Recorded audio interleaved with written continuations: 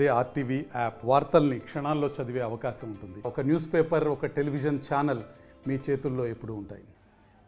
ఆయనకు ఆ దేవుడికి ఈ జిల్లా ప్రజలందరికీ కూడా తెలుసు.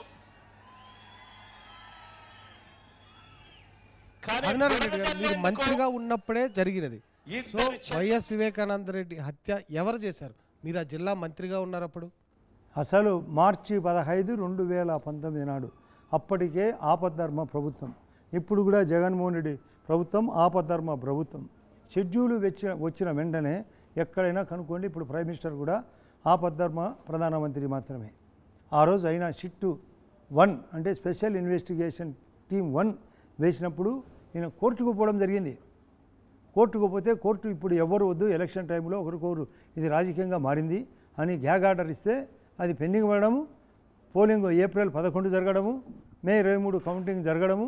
ఆ తర్వాత ఆయన షిఫ్ట్ 1 అంతకుముందు సిబిఐ కావాలంటాడు కోర్టుకు పోయి, మళ్ళీ తర్వాత సిబిఐ వద్దు షిఫ్ట్ 2 ఏర్పాటు చేసినాడు. నన్ను క్వశ్చన్ కూడా 2.5 hours క్వశ్చన్ కూడా చేయడం జరిగింది. తర్వాత మేము సిబిఐ కావాలని చెప్పినాం. సిబిఐ కావాలనే తర్వాత సిబిఐ మొత్తం సీన్ బయటికి తీసింది. ఇంటి కుక్కలను ముందు ఇంటి కుక్కను చంపినారు, ఊరు బయట కుక్కలను చంపినారు, గొడ్డలి కొన్నారు, డబ్బులు దొరికినాయి, ఎక్కడి నుంచి అకౌంట్ అని బయటకు తీసినారు. మొత్తము గూగుల్ టేక్అవుట్ అని ఎన్నిసార్లు అవినాష్ రెడ్డి A1 అయిన ఎర్రగంగిరెడ్డి మాట్లాడేది.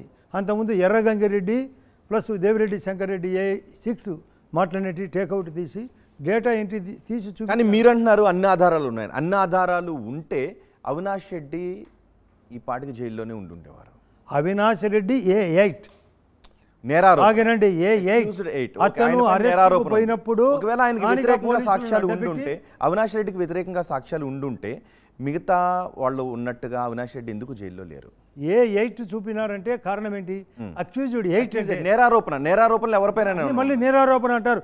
A8కు గూగుల్ టేక్అవుట్ ఆధారము, A1 దస్తగిరి చెప్పిన వాంగ్మూలము, అసలు అప్రూవర్గా మారిన అప్రూవర్ ఆధారాలు ఉంటే అవినాష్ రెడ్డి ఎందుకు బయట ఉన్నారు? బయట A8 ఆంటిసిపేటరీ A8 A1 A2 చాలా మంది ఉంటారు. అక్యూజ్డ్ 1 అతను కూడా చాలా కేసుల్లో ఉన్నారు.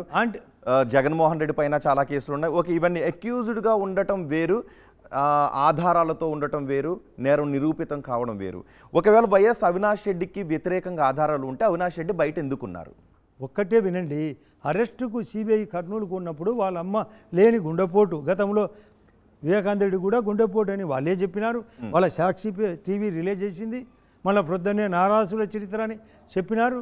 అదేవిధంగా వాళ్ళ అమ్మకు లేని గుండెపోటు చూపించి చుట్టూ పోలీసులను పెట్టుకొని వాళ్ళ స్థానిక పోలీసులు సిబిఐని ఎంటర్ చేయకుండా బలవంతం చేసి ఇంత కోర్టుకు పోయి ముందు ఆర్టిసిపేట్ తెచ్చుకున్న తర్వాత కూడా A8గా సిబిఐ అంటే ఆధారాలు ఉన్నట్లయితే అవినాష్ రెడ్డికి ముందస్తు బెయిల్ వచ్చి ఉండేది కాదు, ఒకవేళ బెయిల్ వచ్చి ఉండేది కాదు. కానీ అవినాష్ రెడ్డి ఉన్నారు అని మీరు చాలా క్లియర్గా చెప్తున్నారు, నమ్మకంగా చెప్తున్నారు, ఆధారాలు ఉన్నాయని అంటున్నారు. అవినాష్ రెడ్డి బయట ఎందుకున్నారు?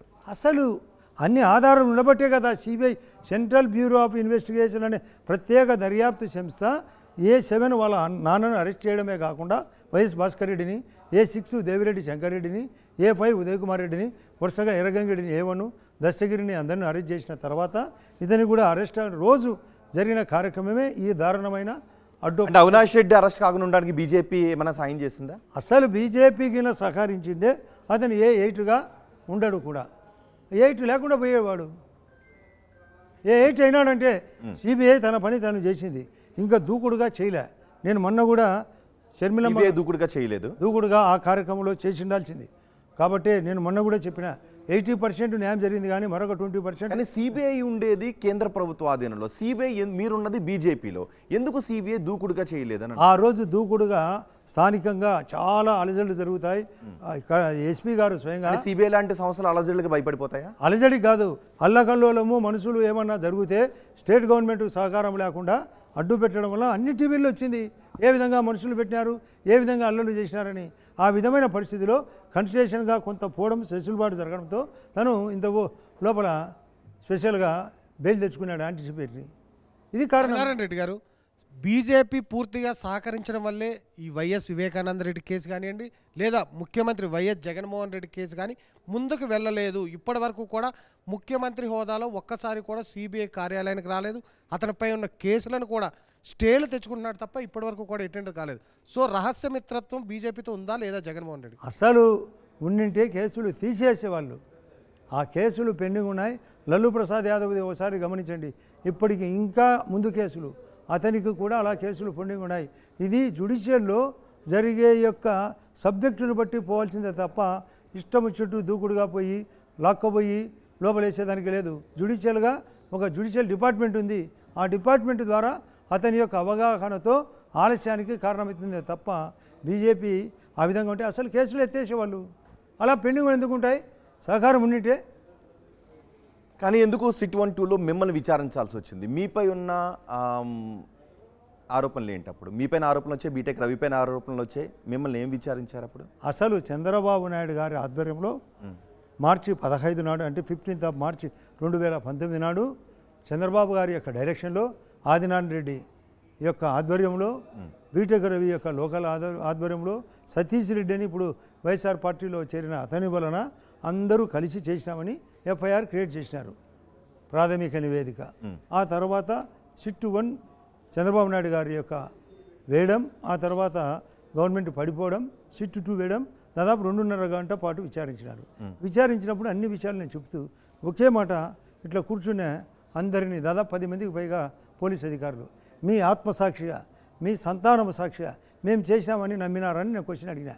మేము అలాంటి క్వశ్చన్లకు ఆన్సర్ చెప్పమండి, కేవలం ఒక ప్రణాళిక తెచ్చినాం, ఒక షెడ్యూల్, ఈ విధంగా షెడ్యూల్ ఇచ్చినారు, ఆ షెడ్యూల్ ప్రకారమే క్వశ్చన్లు, అంతకు మించి మేము లేదంటే కూడా నేను దానికి అన్ని సమాధానం చెప్పిన తర్వాత ఇది ఏదో దొంగాట జరగబోతుందని నేను గమనించి వెంటనే సిబిఐ కావాలని హైకోర్టు, అమరావతి హైకోర్టుకు పోవడం, అమరావతి హైకోర్టు రెస్పాండ్ కావడం, నేను ఒక సీనియర్ జడ్జిని, అడ్వకేట్లు, గతంలో ఆయన జడ్జి, హైకోర్టు జడ్జి బసంత్ అని ఆయన తీసుకొని రావడం వలన వాస్తవ పరిస్థితులని బయటకు తీయడం, మార్చి 11 నాడు 2020లో జడ్జిమెంట్ రావడం, ఇది సిబిఐని. ఆ సిబిఐ ఎంక్వైరీ తర్వాతనే మొత్తము. ఎందుకు మిమ్మల్ని ఎందుకు అనుమానించాల్సి వచ్చింది? అసలు వివేకానందకున్న వైరం ఏంటి? వైరం ఏమైనా ఉందా? వివేకానంద రెడ్డి వైరం కాదు, ఆయనకు వివేకానంద రెడ్డిని ఓడిడం ఆయనకు జగన్ రెడ్డికి సహించలే. మా చిన్నాన్ని ఓడించేదానికి బీటెక్ రవిని ముందుకు తోసినాడు. కాబట్టి అంటే వైఎస్ వివేకానంద ఓడిపోవడం జగన్మోహన్ రెడ్డికి నచ్చలేదు. అదే కాదు, మీరు ఇంకా తెలియదు, మీరు అడగలే క్వశ్చన్. ఒక కోడికత్తి కేసు కూడా నా మీద రుద్దినాడు. నేను అనేది అది కాదు, వైఎస్ వివేకానంద రెడ్డికి ప్రేమ ముందే, వైఎస్ వివేకానంద రెడ్డి మీద జగన్మోహన్ రెడ్డికి ప్రేమ ఉంది, అందుకే వివేకానంద ఓడిపోవడం జగన్మోహన్ రెడ్డికి నచ్చలేదు, రైట్? కాదు, వివేకానంద రెడ్డి తన గ్రూప్ లీడరు, తన గ్రూప్ లీడర్ తర్వాత ఓడిపోయిన తర్వాత నాకు షర్మిలమ్మ గారికి ఎంపీ కావాలా లేదా నాకు కావాలని డిమాండ్ పెట్టడం, అది ఆయనకు నచ్చలే. ఆయన వాళ్ళకు కుటుంబ సభ్యులకు వాళ్ళిద్దరికీ ఉండాలి పదవులు, ఏదో భారతి ఆర్ జగన్ రెడ్డి.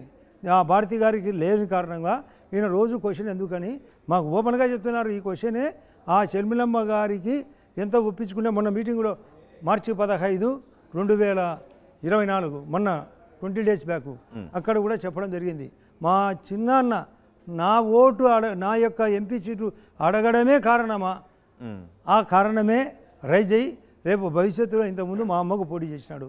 గతంలో నాకు ఎంపీ వదలమంటే వదలలేదు. గతంలో జరిగింది అది. 99లో ఎంపీ పదవి నేను పోటీ చేస్తానని అడిగినాడు. మళ్ళీ 24లో అడిగినాడు. 24 అంటే 2004లో అడిగినాడు. 2004 తర్వాత మళ్ళీ సోనియా గాంధీ దగ్గర పోయి నన్ను ఎంపీగా డ్రాప్ కమ్మంటున్నారని పోయి చెప్పినాడు.